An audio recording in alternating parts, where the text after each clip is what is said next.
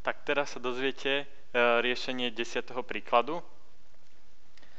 V tomto príklade bolo veľmi dôležité viackrát si prečítať zadanie a správne ho pochopiť, lebo sa stalo, že niektorí z vás nepochopili správne zadanie a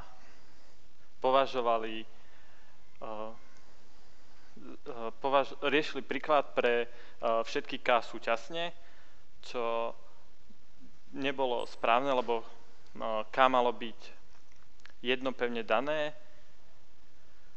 No, tak vyriešime tento príklad indukciou na N. Takže si to ukážeme pre K rovná sa N.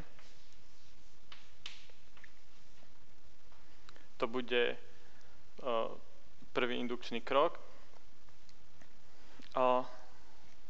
Teraz je to celkom ľahké, lebo keď máme N intervalov a vieme, že keď vyberieme K intervalov, tak určite majú aspoň dva majú jeden prienik, tak potom do toho prieniku dáme jedno číslo a ostatných K-2 čísel nejako rozdistribujeme medzi N-2 intervalov, tak by nám to vyšlo.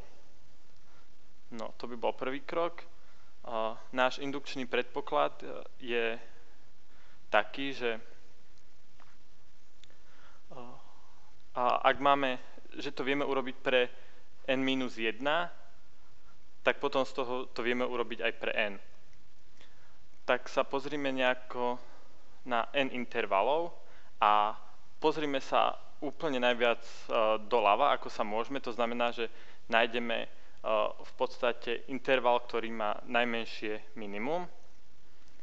A keď sa pozrieme na tento interval, tak on bude niekde dole na číselnej osi a pohybujeme sa od jeho minima smerom napravo a nájdeme ďalší interval, ktorý môže s týmto prvým intervalom sa nachádzať v troch polohách. To znamená, že buď sa nachádza celý vnútri toho intervalu, to je za prvé, za druhé môže mať nejaký prienik s týmto intervalom a za tretie tie intervaly môžu byť úplne disjunktné, to znamená, že nemajú žiadny prienik.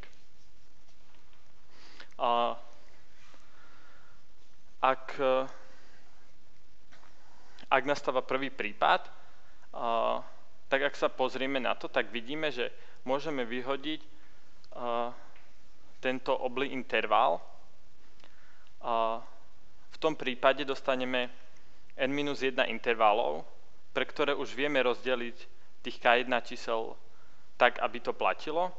A keď tam naspäť doložíme tento oblý interval, tak ten bod, čo patril v tom N-1 prípade tomu hranatému, bude teraz určite platiť aj tomu oblému intervalu. Prípad 2. V tomto prípade vyhodíme ten hranatý interval. Opäť máme, opäť z indukčného predpokladu vieme, že pre tých N-1 to vieme spraviť, takže oblý interval niekde v sebe obsahuje taký bod a doložíme tam tento hranatý interval.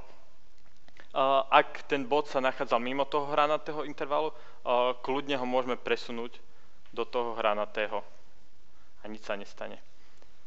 No a tretia možnosť je taká, že oblý a hranatý interval nemajú žiadny prienik, ale v tomto prípade môžeme tento prvý interval vlastne preskočiť a rovno pristúpiť k tomu druhému a opäť skúmame, či s nasledujúcim intervalom má nejaký prienik. Pokiaľ má nejaký prienik, tak to vieme vyriešiť ako v jednotke alebo v dvojke a pokiaľ nemá žiadny prienik, tak ho opäť vynecháme a postupujeme k ďalšiemu intervalu. Takto vieme postupovať až k nejakým dvom intervalom, ktoré budú mať prienik, čo vieme, že určite raz nastane. a to je celé riešenie.